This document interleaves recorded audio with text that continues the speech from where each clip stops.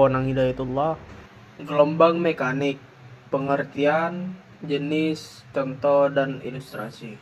Pengertian gelombang mekanik adalah gelombang mekanik, gelombang yang memerlukan medium atau zat padat, cair, atau gas untuk merambat atau mentransfer energi dari satu tempat ke tempat lain dengan menggetarkan partikel-partikel medium tersebut tanpa menyebabkan perpindahan permanen partikelnya.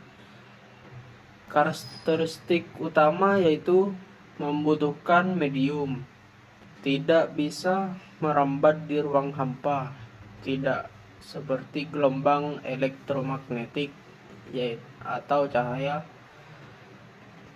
Transfer energi, memindahkan energi melalui osilasi atau getaran partikel medium. Medium berosilasi, yaitu partikel medium hanya bergetar di sekitar titik kesetimbangannya, tidak ikut perpindahan jauh. Kecepatan bergantung medium, kecepatan rambatnya dipengaruhi oleh elastisitas dan inersia medium. Denny Ardiansyah. Gelombang mekanik adalah gelombang yang membutuhkan medium untuk dapat merambat, seperti udara, air, ataupun tali sekalipun. Berdasarkan arah getaran partikel terhadap rambat gelombangnya, gelombang mekanik dapat dibagi menjadi dua jenis utama, yaitu gelombang transversal dan gelombang longitudinal. Jenis pertama adalah gelombang transversal. Pada gelombang ini, partikel medium bergetar tegak lurus terhadap arah rambat gelombang. Contoh halnya adalah kita jumpa pada tali. Ketika sebuah tali diputarkan ke atas dan ke bawah, gangguan tersebut akan menghambat sepanjang tali ke samping. Meskipun gelombangnya bergerak ke samping, partikel tali sendiri hanya bergerak naik dan turun di sekitar posisi awal. Contoh lainnya adalah gelombang pada permukaan air. Gelombang ini dapat sering digunakan untuk menggambarkan suatu gelombang sinus yang memiliki puncak dan lembah. Jenis kedua adalah gelombang longitudinal. Berbeda dengan gelombang transversal, pada gelombang ini arah getaran partikel sejajar dengan arah rambat gelombangnya. Contoh paling umum adalah gelombang bunyi. Saat kita berbicara, sumber bunyi menyebabkan partikel suara bergetar maju dan mundur, membentuk daerah rapatan dan renggangan. Gelombang bunyi merambat melalui pola rapatan dan renggangan tersebut, sementara partikel udara hanya berisolasi di sekitar posisi semula tanpa berpindah jauh. Selain kedua jenis tersebut, berdasarkan contohnya, gelombang yang merupakan kombinasi antara gelombang transversal dan longitudinal. Contohnya adalah gelombang permukaan laut, di mana partikel air bergerak membentuk lintasan melingkar. Memahami perbedaan jenis gelombang mekanik ini sangat penting untuk menjelaskan berbagai fenomena fisika yang kita temui dalam kehidupan sehari-hari, seperti bunyi, ombak, dan getaran, ataupun sebagainya. Hingga Razak Kurniawan. Ringkasan aturan pembiasaan. Pembiasaan cahaya adalah peristiwa pembelokkan arah cahaya ketika melalui dua zat atau medium yang membedakan kerapatan optiknya. atau indeks bias yang berbeda. Saat pembiasan terjadi, kecepatan optik juga akan berbeda. Perhatikan gambar berikut ini.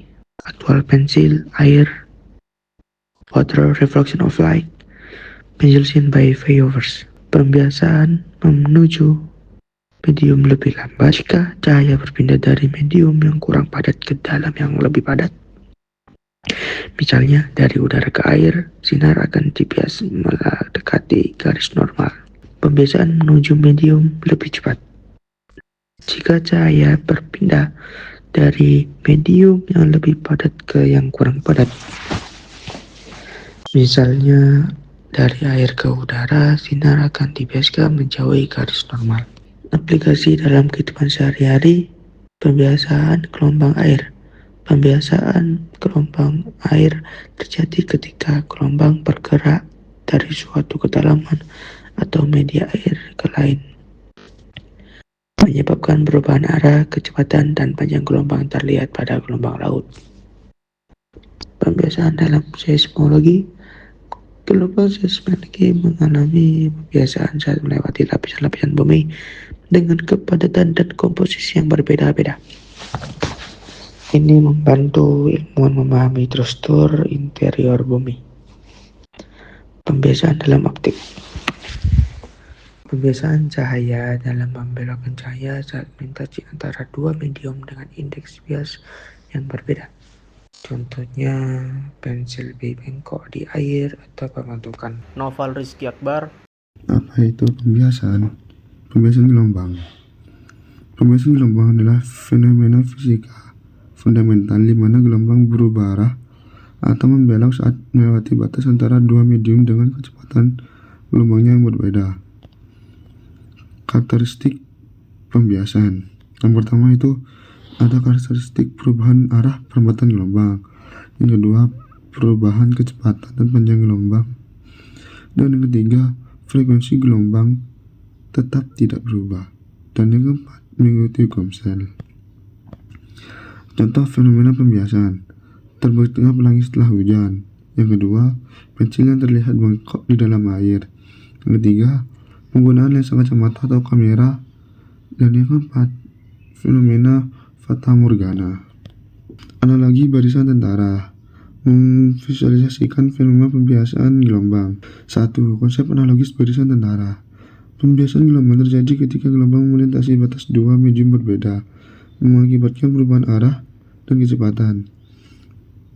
Ini seperti barisan tentara yang berbaris dari satu medan ke medan lain. Yang kedua, skenario pergerakan tentara. Barisan tentara berbaris dalam formasi lurus. Mereka bergerak dari tanah kering atau medium cepat ke lumpur atau medium lambat. Formasi menjaga keteraturan meskipun kecepatan berubah. Yang ketiga, proses pembelokan arah. Ketika bagian depan barisan memasuki lumpur lebih dulu, kaki mereka melambat. Sementara bagian belakang yang masih di tanah kering bergerak lebih cepat, menyebabkan barisan berkelok.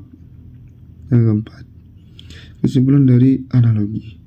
Analogi barisan tentara secara visual menjelaskan bagaimana perubahan kecepatan gelombang antar medium mengakibatkan pembelokan arah. Fenomena kunci dalam pembiasaan. Penurunan hukum pembiasaan atau geometri. 1. Variabel penting dalam pembiasaan. Yang pertama, indeks bias medium N1 dan N2. Sudut datang θ1, sudut bias θ2. Garis normal, kecepatan cahaya V sama dengan C per N. 2. Prinsip geometri pembiasaan. Pembiasaan terjadi karena perubahan kecepatan cahaya saat melintas antar medium menyebabkan pembelokan jalur. Dan yang ketiga, hukum Snellius. N-1 sama dengan. Yang ketiga, hukum Snellius. Bisa dilihat sudut diukur relatif terhadap garis normalnya itu ada rumusnya seperti ini. Sekian dari kelompok kami. Saya ucapkan terima kasih.